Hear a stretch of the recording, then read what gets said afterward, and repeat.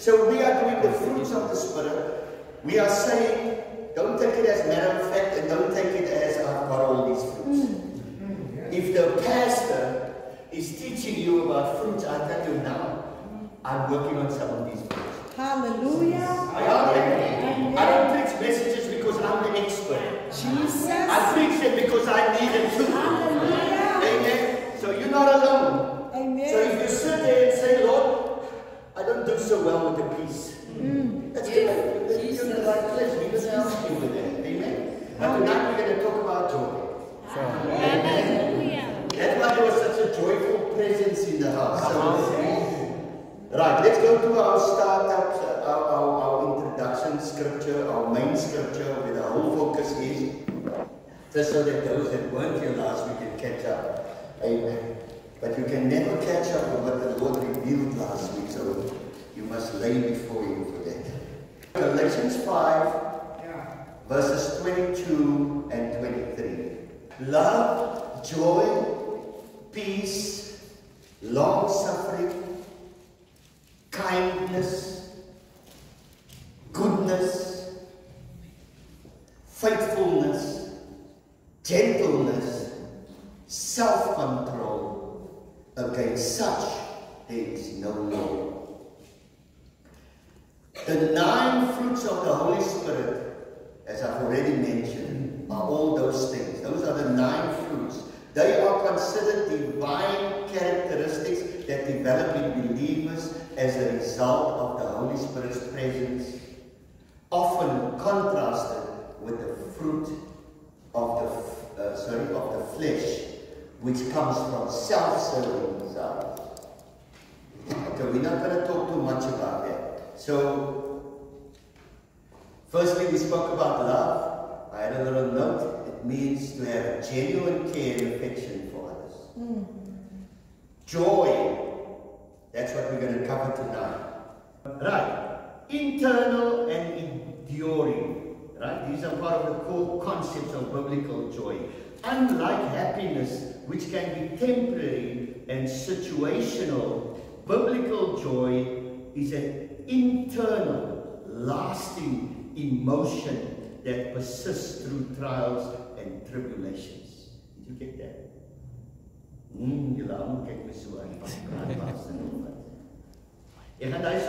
going to come back to it, because otherwise I'm going to be running out of time. There's a lot of stuff that I want to unpack. So let me first do the main parts, finish, and then we'll go and discuss some of the stuff.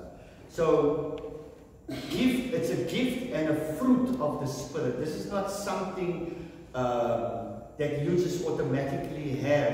It is your relationship with the Holy Spirit that will cause you to function in this kind of joy. Amen? Joy is considered a gift from God and a fruit of the Holy Spirit, providing supernatural strength in peace. You hear that? Supernatural strength. This is a supernatural type of joy. It's when the devil has given you everything he's got, but you still have joy. Amen. Now that is supernatural. It's not natural. You know, wanneer iemand jou nou lekker ingedoen het. Amen. En dan het jy nou steeds joy. That's not normal. It's normal for you to be upset. But you see, when you are able to maintain your joy in such a difficult situation, then you know that this kind of joy is supernatural. Choice and perspective. That is the other core concept, right? The Bible encourages a choice to find joy by focusing on God's perspective. Okay, must I say that again? The Bible encourages a choice to find joy by focusing on God's perspective and faithfulness rather than fears or negative circumstances. There's a number of things we can talk about there, but if you want God's perspective, you've got to be in His Word. If you're not in His Word, you cannot have His perspective, because the enemy is going to throw many things at you, and you need to have the Word of the Lord. Amen. That is what we fight with. We fight with the Word of the Lord. One of the concepts is a source of strength. The joy of the Lord is presented as a source of strength. As in Nehemiah, the joy of the Lord is your strength. Amen. I'm going to talk a little bit more on that. Biblical examples of joy is the birth of Jesus, where they say the angel's announcement of Jesus' birth was heralded as good news of great joy. And that good news we must always maintain. Amen. Even the Bible says at one time, this is the good news. Amen. In all the bad news that we have around us, the good news is Jesus Christ. The early church, even amidst persecution, the early Christians were known for their joy. Wow. Do you know there was a time when they had a beating and they were rejoicing after they received the beating? And those beatings were severe. Those beatings can wound you badly. And they came from a beating and they rejoiced. And their words was this, that they counted it an honor to suffer for the Lord. Amen? They counted it an honor to suffer for the Lord. And that was their joy. I want to talk to some Christians tonight. Because they only have joy when the breakthrough comes. They only have joy when they call to say you got the job. They only have joy when the payments are made and there's food on the table, when there's a roof on the head. But I'm looking for a few Christians that has the kind of joy that even in the midst of their suffering, that they can still praise the Lord. Hallelujah. Ons gaan nie in 'n laagte wanneer dit moeilik gaan nie. Ons behou ons vreugde, maar ons behou ons joy. Rejoice is not a song I asked them to sing tonight. Rejoice in the Lord always, and again I say rejoice. I'm looking for some people tonight that understands what it means to be a Christian. The true meaning of Christianity. Yes, we all go through stuff. We all go through trouble. And nobody enjoys it. But we don't lose our joy. We don't lose our joy because our joy comes from the Lord. Amen. Our joy comes from the Lord. You know how many reasons I have to be without joy? Oh my God. But every now and then the Holy Spirit needs to remind me. Amen. He is my strength. He is my source of comfort and joy. Amen. Ons moet ons sense of humor moet ons behou hierby. The Apostle Paul, right? Paul wrote about rejoicing in the Lord always, even in his suffering, showing that joy is not dependent on external circumstances. Jesus' own experience, right? Jesus spoke of his own joy being in his followers, so that their joy could be complete. And he endured the cross for the joy set before him. Amen. I could go on to explain that, but I'm not going to. It's just going to send me off in a different direction, so I'm going to just, you can go look at John 15 verse 11. That's part of that. And the Old Testament example, just to make a case for joy. Joy was expressed during the times of blessing, like harvest and festivals, and even after hardship, like the liberation of the Israelites. I'm thinking, you know, we as Christians should do more things that encourages joy. Amen? Ons moet weer, amen? So, 12 years, we should have done something. We should have celebrated our 12th year. Amen? Amen. So, those are the things I'm talking about. We should really also enjoy our time in the Lord.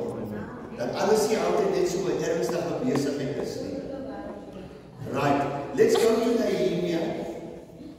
Go and enjoy choice food and sweet drinks, and send some of those who have nothing prepared. Sure. Amen. Or send to those who have nothing prepared. prepared. Is that a prachtig? Amen. That we also share when we have these feasts and whatever.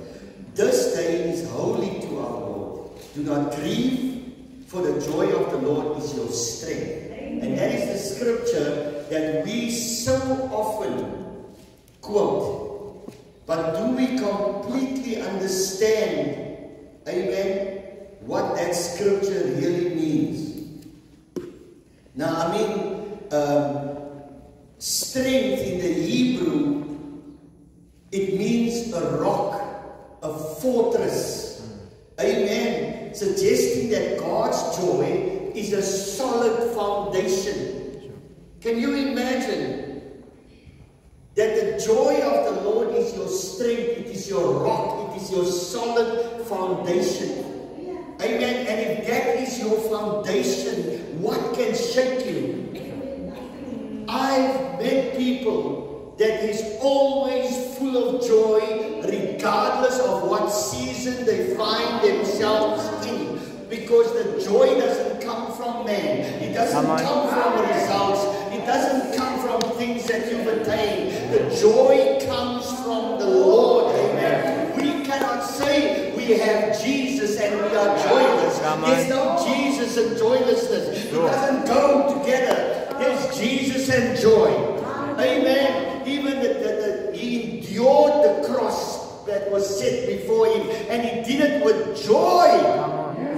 Amen. Yes, while he was in pain, but he understood what it would mean for you and I. This is a huge thing in the church, and even in our church, I've seen how people struggle with this. Amen. You cannot win anybody to the Lord if you've got no joy. Jesus. Amen. Are you going to tell somebody to come to Jesus and you look like you're sucking on lemons? Come on. Do they serve lemonade by your church?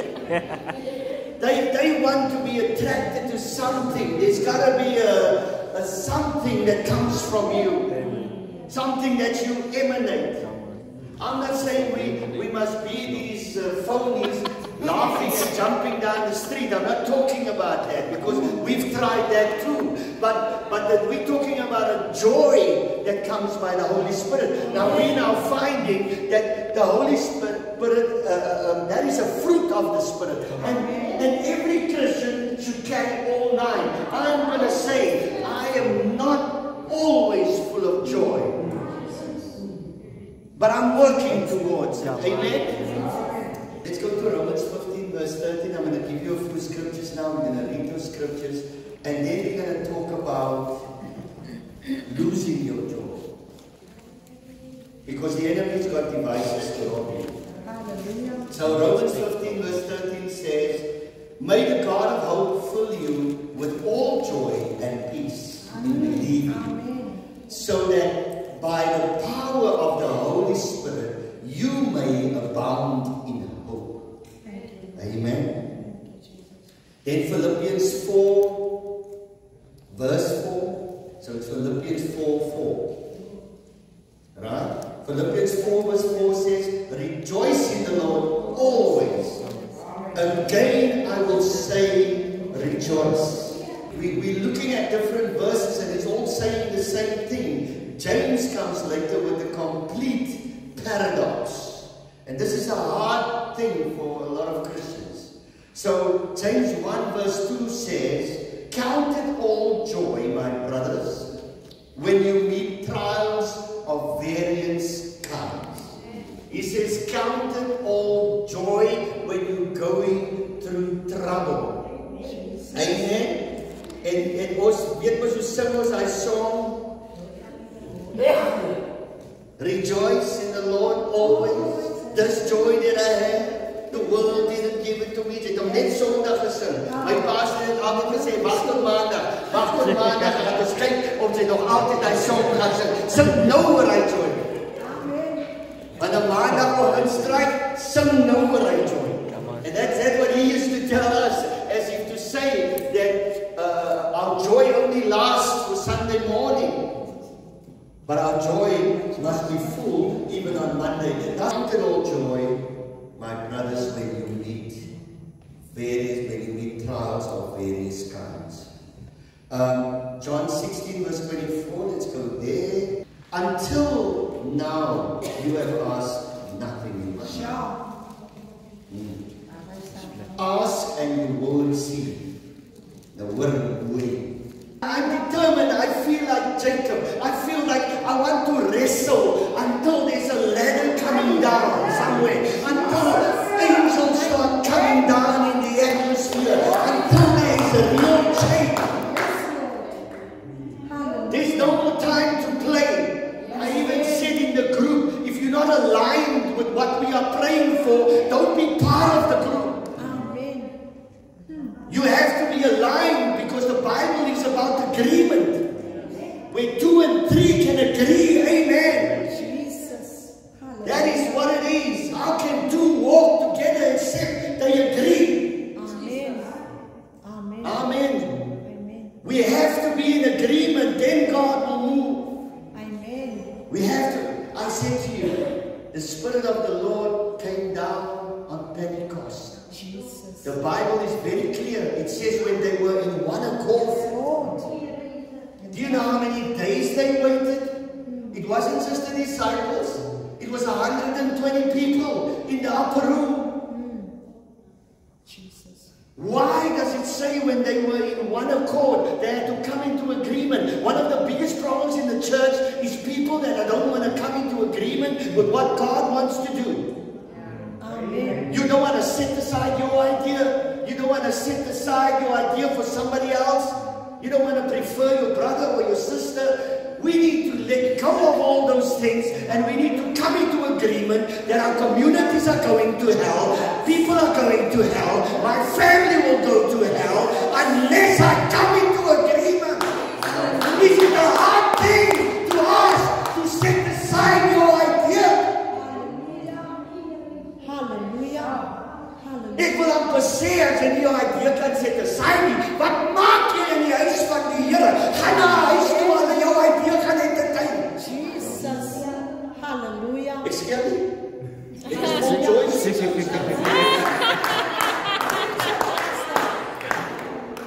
sê veel met joy. Hallelujah.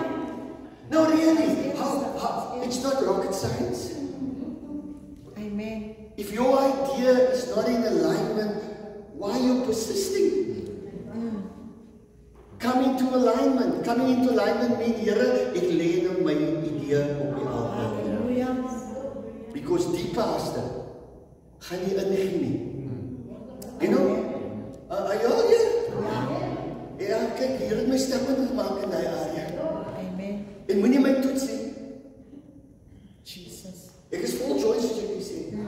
Vol joy, vol joy. Hallelujah. Vol van die vreugde van die Here. Hallelujah. Moenie my toetsie, want ek sal nie ingee nie. Yes, Lord. Because at the end of the day, Jesus didn't. Amen. Jesus didn't. He told them, go up to Jerusalem. He could have given them the power right there.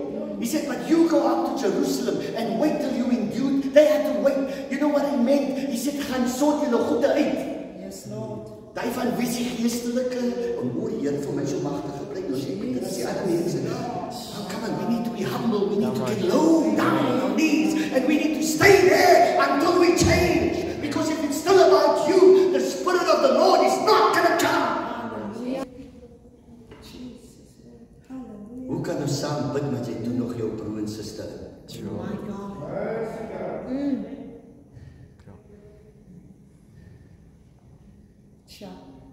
Secret sinner, maar ek kom bid. My God. Ja, jy het gebed nodig. For sure. But I said to the people, what we do in here is warfare, serious business.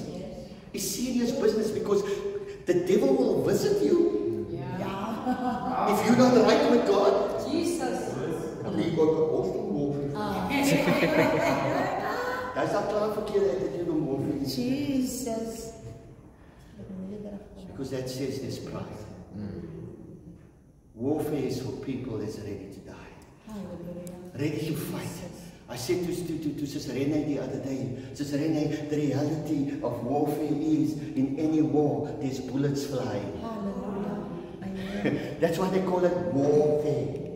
It's a war. Hallelujah. There's cannons, there's bullets, and a bullet gonna catch you. Yes, Lord.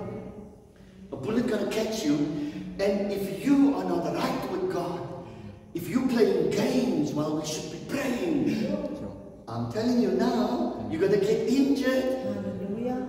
You're gonna get injured. I'm not trying to scare the prayer warriors. I want y'all here, but understand this is serious business. We need to be in alignment, and when we stand in unity, like we hold hands sometimes, you got him covered, you got her covered on this side, and you saying, Lord, we're coming together, or we standing, suspect, oh, is a blessing out in the hearing from the next bite.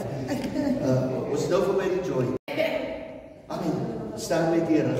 Ja, see, this is how we fight. This is how we fight. Back to back. Nobody can get my back because she's got my back.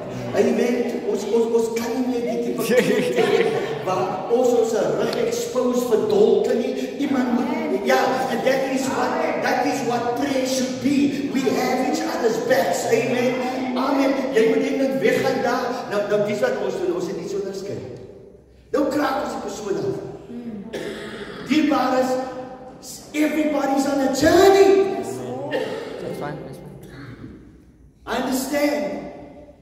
Sometimes there's certain things that are valid, but at the end of the day, we need to cover each other. Hallelujah. We need to cover each other. There's no perfect people in the house of God. Yes, Lord. We all need one another. But when we can come into unity, Jesus. we can bring down Hallelujah. the strongholds of Satan. And if there's ever a time that we need to see the strongholds fall, it is now. Amen. Cha. This is not about your ego. Hallelujah. It's not about what you know. It's not about trying to show people how great you can pray. This is about being low Jesus. on your knees before God. Sorry, I had to now go there. That was not part. But I have maintained my joy. Amen. Amen. Hallelujah. Kom ons gaan aan. Kom ons gaan aan. I don't know why we got onto that. I was thankful to see these people here, but I want to always make it clear that we are busy with serious business. Yes, Lord. And we need to stand together. There's no room. Amen. Amen. There's no room for this, what's that word that I'm looking for? We have to all be in alignment. Right. John 16, did I read that? Until now you have asked nothing in my name. Ask and you will receive. Why does it say that? It says so that your joy may be full. Amen. Amen. Hallelujah. Ask and you will receive so that your joy may be full. But you see, we ask outside the will of God. That's why we don't receive. Amen. Amen. Right. Proverbs 17 verse 22. A joyful heart is good medicine, but a crushed spirit dries up the bones. I mentioned this last week or 2 weeks ago. So it's important that you understand. Laughing is good for the soul. Every now and then I put on a little Barry Hilton video, or mainly him, and then it laughed me klaar. And especially on those days where I had a hard day, I need some laughter. Amen. So some of y'all can learn from that. Don't be so serious in life. God has given us joy. Daar's soms dat kan jy Heilige Gees op jou kom en jy kan begin lag as niks verkeerd met hy. Daar's niks verkeerd met hy. Daar is 'n joy wat van die Here afkom. Die Bybel sê die Here sit in die hemel en hy lag. Amen. Okay, but obviously we always discern the spirit behind it. Amen. But there are times when God and the Spirit can come upon you and you will start to laugh because the laughter will break that, whatever that thing is, that depression or something in your life, and the laughter breaks it. Amen. Amen. It releases some chemicals in your body and it makes you feel better. Amen. Hallelujah. Is you all right? Amen. Now we're going to talk about losing your joy. Very quickly. We're going to talk about losing your joy. What's the time? Ons moet klaar maak met die tyd. Okay, ek gaan vandag weer doen. Losing your joy. When David pleads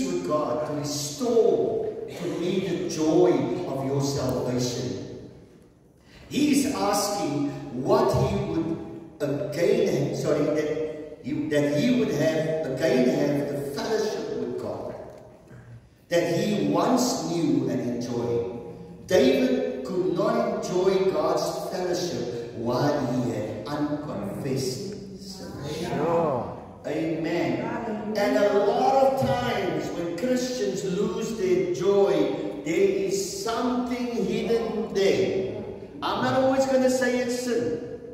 It may not always be sin. But in David's case, it was definitely sin. Every Christian should maintain their joy. Even everything that we do for God must be done with joy.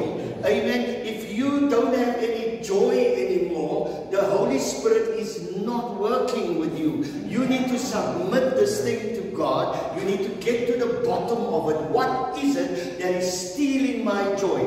Joyce Meyer years ago wrote a book called 7 Things That Steal Your Joy.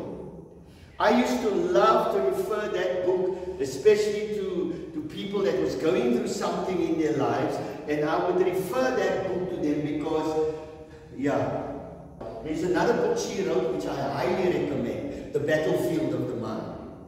Amen. That is a good book for anybody to read. The Battlefield of the Mind.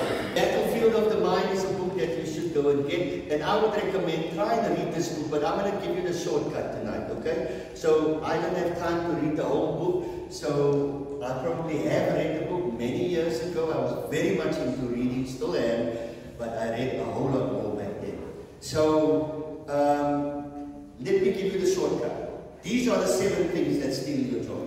Right? Number 1. Now you all need to pay attention just for 10 more minutes, and then I release you from this. Amen. This joy. Amen. So, okay. You can have, she first says you can have joy every day. That's what the other one. Amen. Turn to your neighbor and say you can have joy every day. You can have joy every day.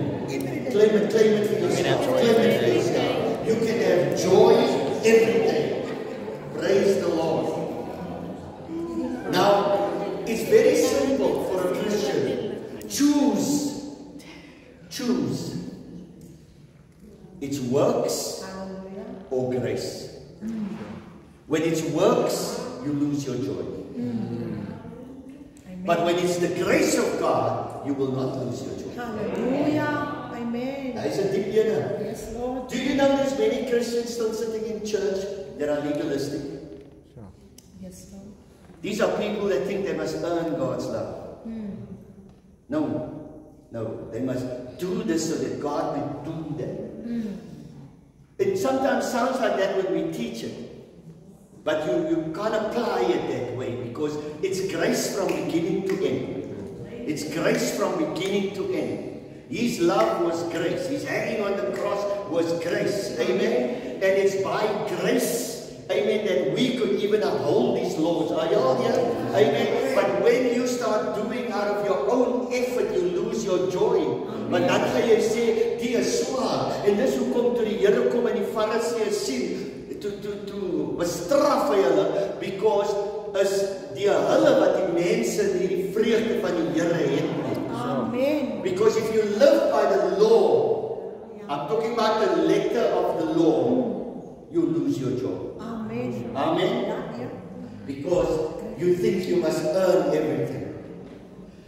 Now look, there's a very fine line when I say that. You need to be in the middle of the road. I gave this advice to somebody the other day. As a young Christian, the place you need to be is the middle of the road. Hallelujah. Because you see, the first thing the devil is going to do is to try and get you to not believe in God. That's number 1. That's his first battle with you. He's going to try and get you to not believe in God. And if he sees that you are stubborn and that you're going to hold on to God, come what may, right? He's going to go the other way. And the other way is he's going to use that very same thing and push you in another direction. But the key is the middle of the road. Wat is die middel van die pad, geliefdes? Nugterheid. Dis hoekom Paulus met 'n oor sy bediening, sê hy vir hom, wees nugter. Hy het nie vir hom gesê, wees geestelik nie. Hy het gesê, wees nugter. Because as geestelike mense wat te dronk raak. Jy het al gesien mense wat te dronk raak. Dis 'n goeie ding nie. When you get drunk in the Holy Ghost, you need to still try and be sober, people. Amen. Ek weet wat dit is om te dronk te wees. Jy weet nou nie wat gebeur het die dag. So, I've learned through all my life's experiences that being in the middle of the road is key. And that is how my wife and I walk. We are very sober about things. We don't get to a place where we become so legalistic about everything. We understand God's grace. We understand His love. We walk in it on a daily. Amen. We remind each other of His word. And so we walk together in the middle of the road. Stay in the middle because God did not put you here to be miserable. Why would He create all this so that you must sit whole day with your Bible? Ooh, this is so really? This word gives us liberty, people. It gives us liberty. In fact, the first thing He did, He said, I got you covered. Hallelujah. Amen. When I sent my son to die, I got you covered. I know you cannot live every letter, but I've got you covered. Just keep believing in me. I see people every day debate on TikTok, is this right? And is that right? Oh, people must wear tunics. Oh, people must wear hats. And people must be...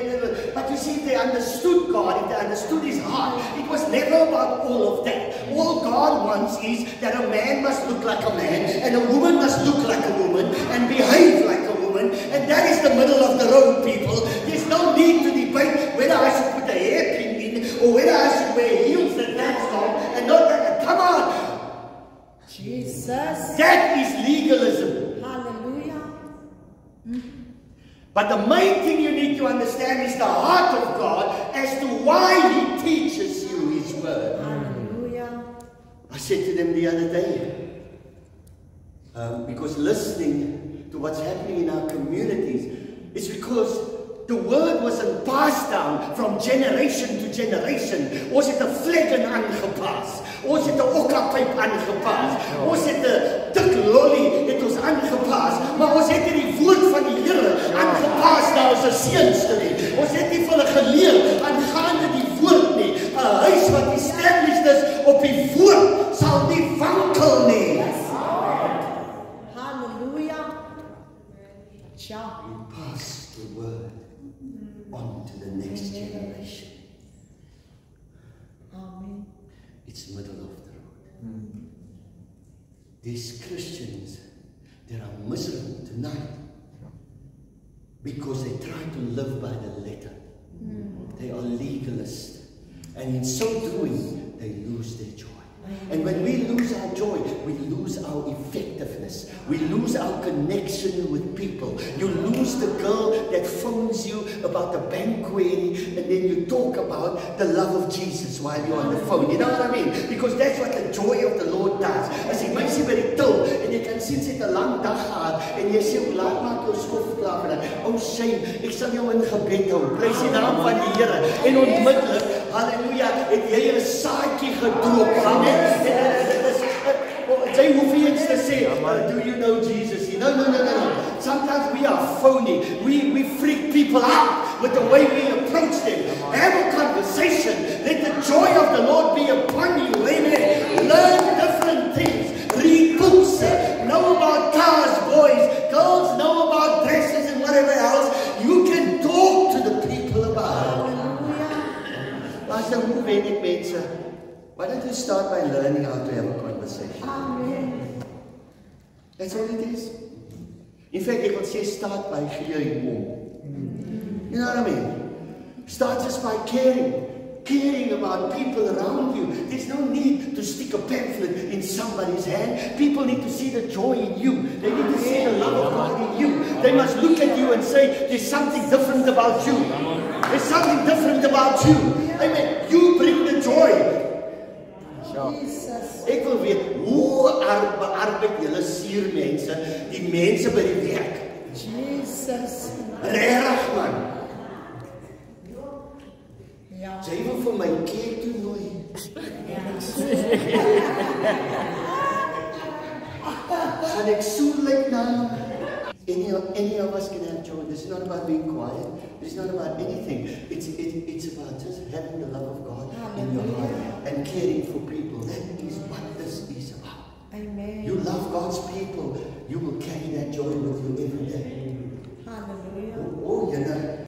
Let's put it like this: joy stealer and the joy keeper is being led by the Spirit. Sure. The stealer is the work of the flesh. Amen. Right? Dis jou werker. And the keeper is to be led by the Spirit. The Bible says they that are led by the Spirit, they are the sons of God. Joy stealer number 2. Ek gaan nou vinniger vir mense wat my kyk. I'm joking. So, joy stealer number 2 is a religious legalism. Dis daai wat ek nou net van praat. Die middle of the road side. Amen. Religious legalism, and the keeper is be free in Christ. Sure. Christus maak ons vry. Amen. It makes us free from legalism. Legalism is, but I just see the seriousness of the hour, and I'm just thinking the church needs to move on. The church needs a genuine outpouring of the Holy Ghost. It needs revival, and we must not stop until we see it. Yes, Lord. Amen. That's what I desire. Let's carry on. Joy stealer number 3 is complicating simple events. Sure. Ek ken so 'n paar mense hoor. Amen. En jy gooi niks klip in. Niks klip in. I mean that. I know people outside the church that say that. They complicate simple matters. They can't simplify things. And if I can teach you something really good today, learn that art and you'll do well in your career. Don't overcomplicate things. You know why I've got this? Because if you wanted to work in the hotel industry on management level, you can't have that. Amen. You can't even come with a long explanation when they need answers. Amen. You got to come straight to the facts. You got to get to the point, because that's all they're interested in. The hotel is all about time. Amen. So I learned that over the years. Amen. So wanneer ek iemand iets gevra het en hulle begin nou eers hier in die Joburg en hoe dan raak ek maar wil ek al myself begin. We need to get to the point. This thing is serious. Amen. So sometimes people overcomplicate. Learn to simplify. And the way you learn to simplify things is to get your thoughts together. Jesus. Amen. Have your thoughts together. Because nou kom dit uit, hoeveel maal het ek al gesê? Nou hoe jy respond aan die dierbares? And look, there's more serious things in that. I've seen this many times. Many times, there's a fine line between love and hate. Those people can be so in love one moment, and the next moment they're ready to kill each other. I wish I never met you. Watch out for this one. Sy's nes jou ma. Don't ever say it. En sy's nes jou pa.